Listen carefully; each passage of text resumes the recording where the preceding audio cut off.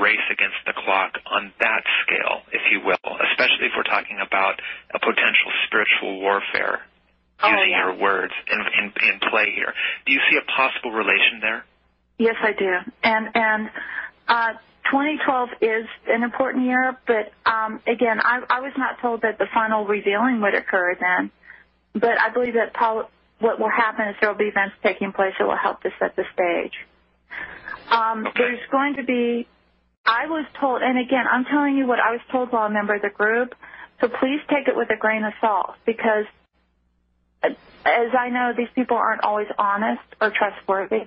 They are deceptive, but I was told that there would be an enormous economic collapse prior to the revealing, that basically the stock market would destabilize. Well, that appears to be already happening. Yeah, and well, and it's. I was told it would make the Great Depression look like Sunday school, and at that time, it's going to be. They're going to really be manipulating finances to bring about chaos, confusion, warfare, and then. I mean, but see, I don't like to be so negative. But I am telling you what I was taught when I was in the group. You know. Well, I so appreciate it. Yeah. And I'm sure we all do. Yeah, and so... You're a great voice. Well, thank you. I mean, I appreciate that very much. But out of this chaos, they said, would come order. See, the group believes that out of chaos comes order. Well, as far as I'm concerned, I'd rather just, let things, Svali, these guys want to bring down this country financially, whatever way possible. And right now, your voice is important in that. And, Chris, I really appreciate you saying that, because we want to stop these guys. I mean, come on. Let's get American people to get together and just put an end to this. We have a powerful group in numbers. We may not have the money, but we can take it back. And I don't want to be bullied by these kind of people. That's my feeling. Yeah. Let me take another call. Harper in Canada. Can you hear me? Harper? Hi. Yeah, go ahead. Okay, great. Go ahead. Great, thanks, Greg. And Svali, I read your expose when it came out on Suite101.com a few years ago, and I always wondered what happened to you because you vanished from Suite 101. So it's great to hear about you. A couple quick questions. I'll make them real fast. First is the term Moriah conquering wind. I never heard that before or since I read it in your expose. I wondered if you could elaborate on that term a little bit. I also wanted to ask you if this cult, as far as you know, claims to or believes to derive any of its heritage from Atlantis or any other lost civilization. Okay. I'm not sure about the reference to Moriah you're describing, because Moriah is I mean, but I can certainly address the second question. The Illuminati completely believe that Atlantis is real. They teach it to their children as part of the oral history. They believe it was one of the greatest civilizations that ever existed and one of the most advanced. And what they teach, their take on it is that Atlantis was a great race of highly intelligent people who had a highly advanced state, and who were highly enlightened.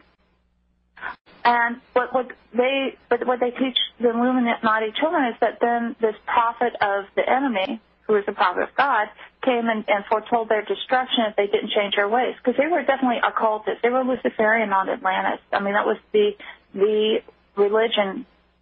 And in fact, a lot of the advances that Atlantis enjoyed was passed down to them through supernatural means, is what I'll say. And so they laughed at the prophet, and they killed him. And I guess sometime afterwards, we were taught that a few inhabitants escaped, but but tragically the great city was lost. And the Illuminati to this day mourn the loss of Atlantis, because they feel that the few survivors that left were among the great people who helped found what you call the precursors of Illuminism.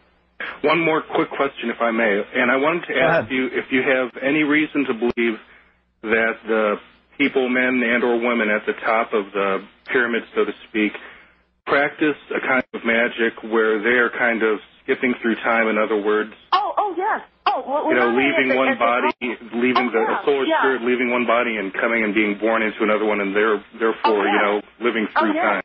All the time. In fact, now I didn't go there in this interview because you start sounding wacko if you start discussing things like that. But in the spiritual side, they very much teach things like time travel, traveling out of body,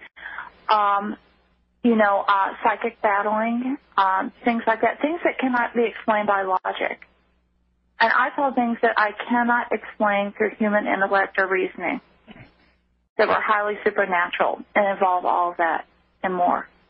Okay, great. It's a pleasure to speak with you, man. God bless you. Okay, thanks, Harper. I think we have Dave Wilcox called in. I think you know Dave through emails. Yes. Svali. Dave, you want to say hello, and you have a question for Svali? Sure. Svali, it's great to have you on the air. I'm really glad you decided to do it, so thank you very much. Oh, thank you, Dave. It's good to talk with you. Yeah, I feel like you're an old friend. I've been reading your stuff for so long, and you share so willingly and openly about yourself. It's a real honor to be able to speak with you in person like this. Well, go ahead. Well, Dave, you may have something you want to say to Svali. Go ahead. Sure. Question? I think one of the things I'd really like to have covered here is you shared with me in an email recently about the stages of enlightenment that they try to guide people through. Yes. And I would like you to try to sketch out for people how the behavioral conditioning that's coming through the media and the movies and so forth might have affected them. In other words, what personality characteristics would you see in a person when they have been influenced by these teachings? How would the average person who's not really a bad person start to be leaning if the Illuminati teachings were actually having an effect on them? What would they be like? What would start happening? Well, again, as I said, the average person is not going to be a member of the group, so the influence would be much less. But the media, I believe that, well, in fact, I know that some of the media that we're seeing nowadays is specifically targeted towards teaching people their philosophy or goals. All you have to do is watch a children's cartoons on Saturday morning, and almost across the board you'll see morphing, power battles, occult, and that's intentional. Movies coming out. But basically, if a person's being influenced by their teachings, that person will learn to not trust their own instincts, their own feelings, their own body, their own perceptions. They'll be looking outside for guidance. Second of all, they will be leaning towards a heavily occultic worldview. That leaning upon the occult is very heavily encouraged. All you have to do is watch Harry Potter. Yeah, I mean, the whole idea of the... I mean, not to slam one of the most popular movies, but yes, I mean, or The Matrix. If you want to know pure Illuminist philosophy, The Matrix shows it. Oh, yeah. The entire... Right down with Morpheus being broken down with the injections, and they said that it's like hacking a computer. Yeah. Okay, exactly. We're going to take a break. We'll come back with our final segment, Big Finish on the Investigative Journal with Svali on the Public Broadcasting Network. Okay, we're back with our final segment with Svali, and she's telling us about her experiences, 30 years with this insidious group, the Illuminati, and how deeply penetrated and infiltrated they are in our culture and in our country. Svali, we talked about the higher levels, the mid-levels you were involved in as a head trainer. How low do they go? I mean, I've said all along they're involved in gang stalking, the MK Ultra program, infiltrating truth organizations, infiltrating groups that are trying to do good. How far down do they go? Well, they go down to the sister group level that I mentioned, and most sister groups have anywhere from usually roughly around 30 members. And those are what a lot of people would consider what you think of as satanic cults with the high priest and priestess. That would be the the local level, the lower level. But those people are also very active in their community. And so they will be involved in infiltrating activities when possible. Because to them, it's not infiltrating, it's helping. They think they're helping the group or helping people by becoming a member and spreading the influence. Let me squeeze in one more caller, Roger, a faithful listener. Roger, you're on the Investigative Journal. Yeah, thanks. I had so big a question and so little time that maybe I just squeeze it. Got a couple minutes. Yeah. Really try to work it in, Roger. Yeah, well, you'll enjoy this first, and that is I recall